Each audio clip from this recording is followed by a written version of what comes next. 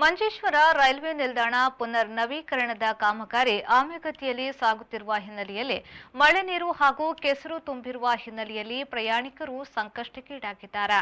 ಹಳೆಯ ಪ್ಲಾಟ್ಫಾರ್ಮ್ಗಳನ್ನು ಎತ್ತರಗೊಳಿಸುವ ಕಾಮಗಾರಿ ಪೂರ್ಣಗೊಳ್ಳಲು ವಿಳಂಬವಾಗುತ್ತಿರುವುದು ಇದಕ್ಕೆ ಪ್ರಮುಖ ಕಾರಣವಾಗಿದೆ.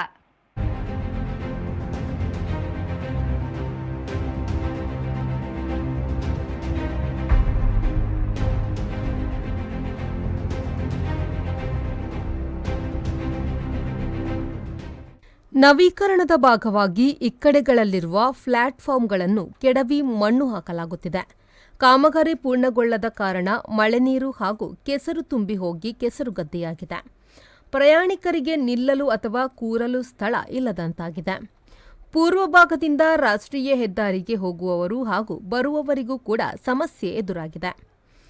ರೈಲ್ವೆ ಮೇಲ್ಸೇತುವೆಯ ಮೂಲಕ ಆಗಮಿಸುವವರು ಕೆಸರಿಗೆ ಕಾಲಿಡಬೇಕಾದ ಪರಿಸ್ಥಿತಿ ಎದುರಾಗಿದೆ. ಕಾಮಗಾರಿ ಆರಂಭಗೊಂಡು ತಿಂಗಳುಗಳೇ ಕಳೆದರೂ ಕೆಲಸಗಳು ವೇಗತೆಯನ್ನು ಪಡೆದಿಲ್ಲವೆಂಬುದಾಗಿ ಜನರು ആടിക്കൊള്ളുತ್ತಿದ್ದಾರೆ. ഡെയിലി പോയിട്ട് വരുന്നുണ്ട്.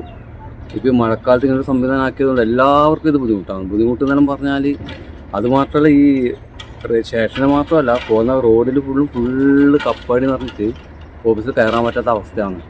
ഷൂ മുഴുവൻ ചെരുപ്പ് മുഴുവൻ ചളിയാണ്.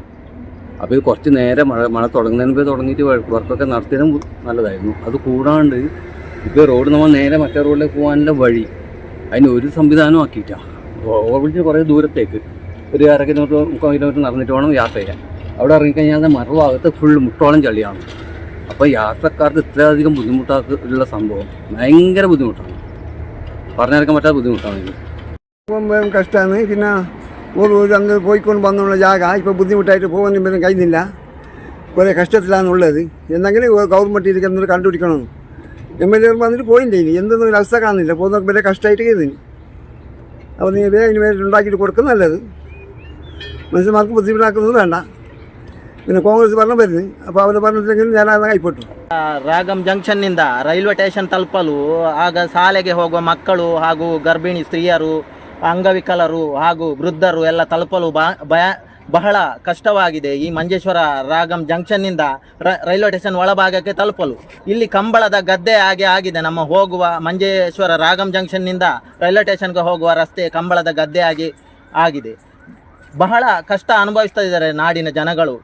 ಸರ್ಕಾರ ಇದನ್ನು ಮನಗಂಡು ಶೀಘ್ರದಲ್ಲಿ ಇಲ್ಲಿ ಒಂದು ಫ್ಲೈಓವರ್ ಸ್ಥಾಪಿಸಿ ಕೊಡಬೇಕು ಅಂತ ಹೇಳಿ ಸರ್ಕಾರದಲ್ಲಿ ನಮ್ಮ ಊರಿನ ನಾಗರಿಕರು ಎಲ್ಲರೂ ವಿನಂತಿಸ್ತಾ ಇದ್ದೇವೆ.